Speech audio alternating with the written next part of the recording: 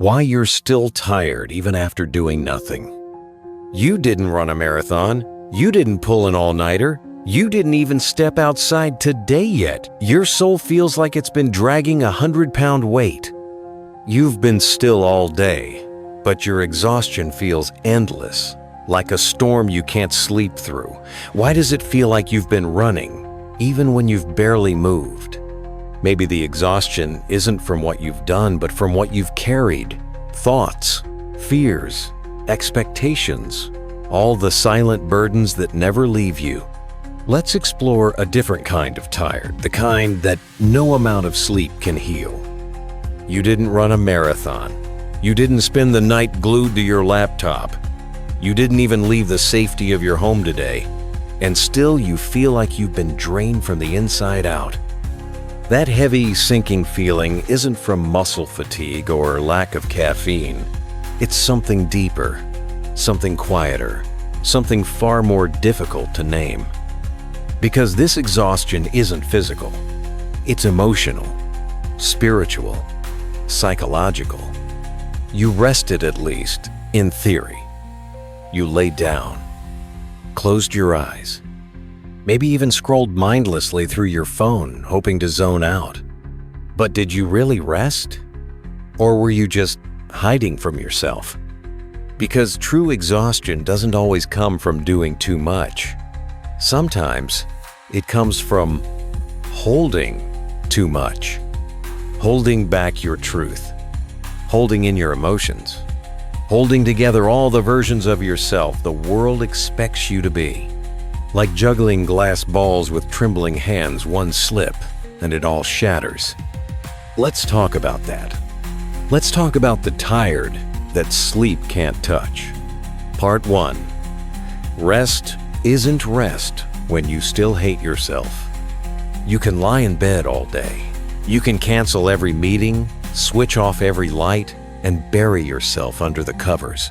But if your mind keeps whispering, you should be doing more, you're falling behind, you're lazy, you're failing, you're not enough, then that's not rest. That's resistance in disguise.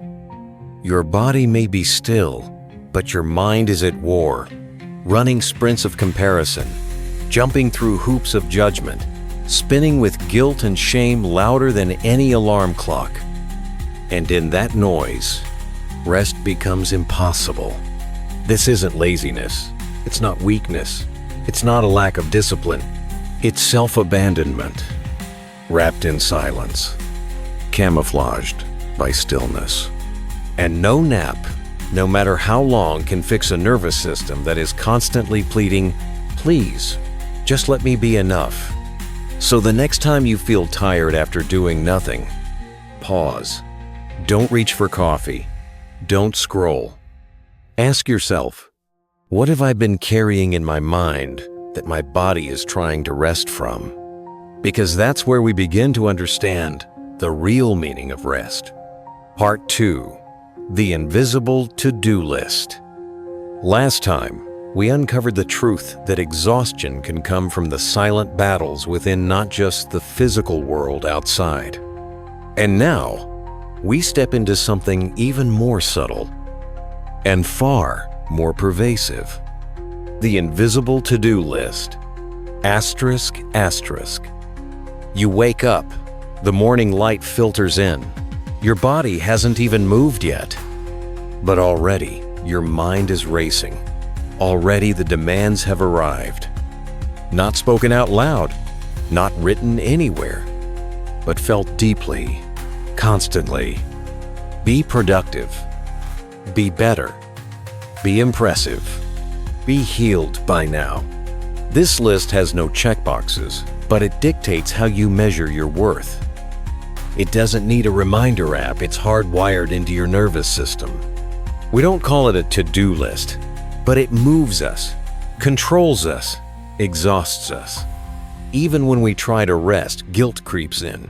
Even when we pause, anxiety knocks. Even when we stop, shame whispers, "You're falling behind." The pressure is relentless. To do more, to be more, to fix ourselves faster. as if healing is something we owe to the world on a deadline. But here's a truth so quiet, it's often missed. You are not a project, you are a presence. You don't exist to perform. You're not here to impress. You are not a self-help checklist waiting to be completed. Maybe, just maybe, the real work isn't about becoming something more. Maybe the deepest healing is found in letting go of the urgency to fix what was never broken. So the next time that inner list starts shouting, pause. Ask yourself, who gave me these expectations? And do I still want to carry them? Part 3. Why we fear stillness. In the last part, we uncovered the invisible expectations. We carry a silent to-do list that exhausts us before the day even begins. But beneath that constant striving lies something even deeper. Our fear of what might happen if we stopped. Stillness. It sounds peaceful, doesn't it? But the truth is, stillness can be terrifying. Because in the quiet, there are no distractions. No one to impress, no noise to hide behind, no busyness to mask the ache. And when the external fades away, we're left face to face with the things we've buried. Regret the moments we wish we could undo. Longing for lives we didn't live, or parts of us we abandoned. Truth about who we are now and who we've become along the way. Stillness doesn't always feel like a soft pillow. Sometimes it feels like standing in front of a mirror with nowhere to run. That's why we keep moving. We stay busy. We overcommit. We scroll. We work. We plan. We fill the silence so we don't have to feel what's underneath it. But here's the paradox. Feeling is the only way back to ourselves. The only way to heal. To remember. To reconnect. Stillness isn't the absence of movement, it's the presence of truth. And until we learn how to sit, really sit with ourselves in silence, until we stop fleeing from our own thoughts, we will keep mistaking movement for meaning. And that's how we stay tired even when we stop. In the next part, we'll explore what true rest really looks like, not the surface kind, but the kind that sinks into your bones and whispers, "You're safe now." Part 4. How to actually rest deeply. We've traveled through the noise, the guilt, and the fear. And now, dive at the heart of it all. What does it mean to truly rest? Asterisk. Because not all rest is created equal. There's the kind of rest that skims the surface like sleep without dreams, or a vacation spent checking emails. And then there's sacred rest. The kind that doesn't just pause the body, it reaches the soul. So, what does sacred rest look like? It looks like saying no and not justifying it. It looks like putting your phone down and not reaching for it to fill the silence. It looks like letting your shoulders drop, unclenching your jaw, and noticing how much tension you've normalized.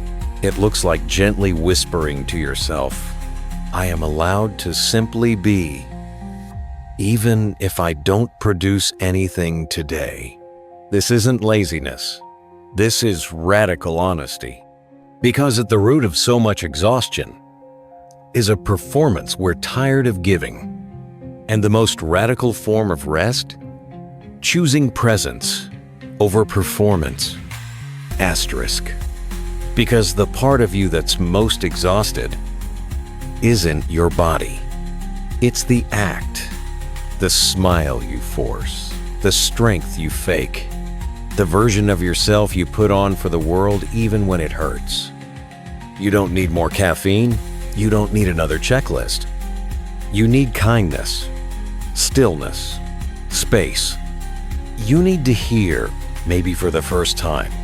Rest is not a reward, it is your birthright.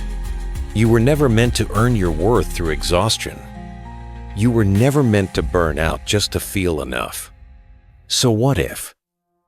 The bravest thing you could do today is to stop, to soften, to breathe, to listen. So, if you're tired, not just physically, but in your bones, in your breath, in the quiet corners of your spirit, maybe the most revolutionary act you can take is to stop. Not out of defeat, but out of devotion to yourself. Let the emails pile up. Let the notifications wait. Let the guilt unravel, thread by thread. And in the silence that follows, listen to your breath, to your body, to the voice inside you that has been whispering all along.